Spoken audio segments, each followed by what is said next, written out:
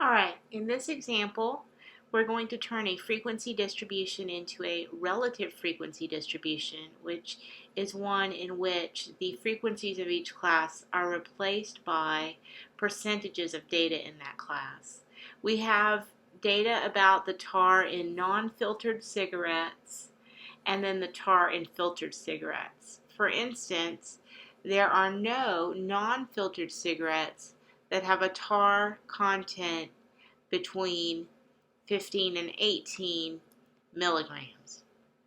Okay, there is one brand that they tested of non-filtered cigarettes that has tar content between 27 and 30.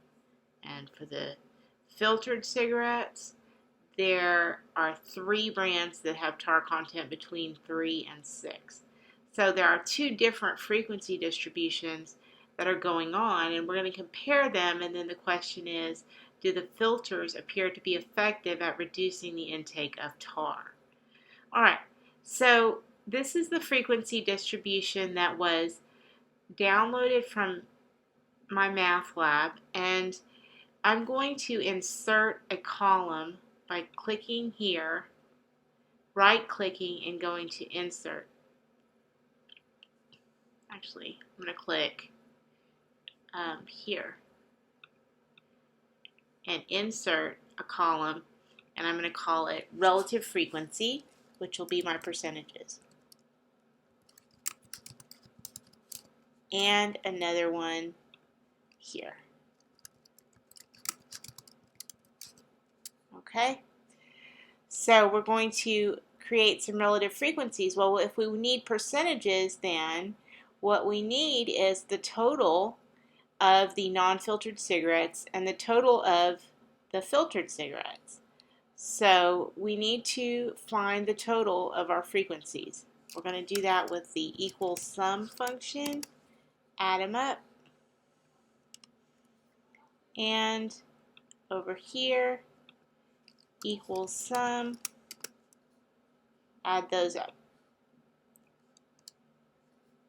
So remember, with our percentages, what we want to do is replace our frequencies with percentages. So for instance, the 11 to 14 milligrams of tar, here in the non-filtered cigarettes, there are 2 out of 25. So we can say equals 2 out of 25, or actually we can just click right here.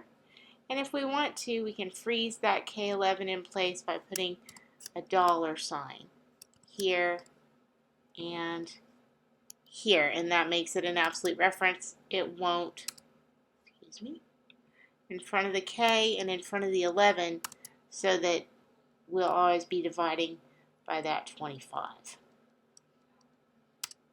And that gives us a 0.08. If we want to go here to percentage, we can change that to 8%.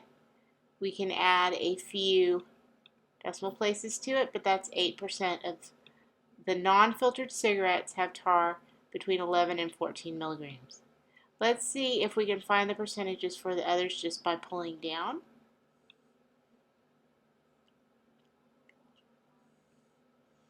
Pretty good. And the sum of the percentages in any frequency distribution should equal 100. So let's make sure that that is the case. Our total is 100%. Great. Same thing for the filtered cigarettes.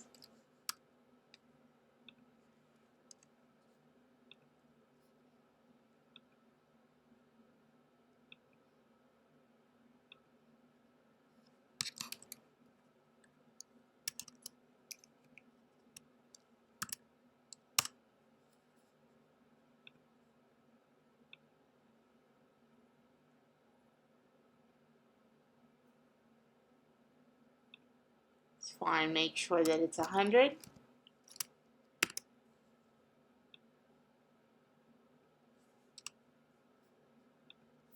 And that's a 1, so we can go ahead and change these to percentages. Add a few decimal places. So that works. If you wanted to color a cell, it's right here.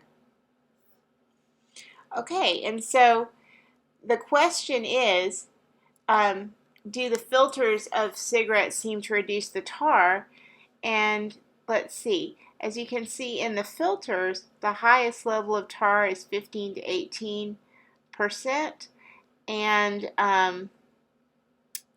the highest level of tar in the non-filtered is 27 to 30, and 15 to 18 is near the lower end of the non-filtered cigarettes for tar. So it does appear that there are higher frequencies of non-filtered cigarettes in the higher tar classes, which would imply that the filters are effective at reducing the tar intake.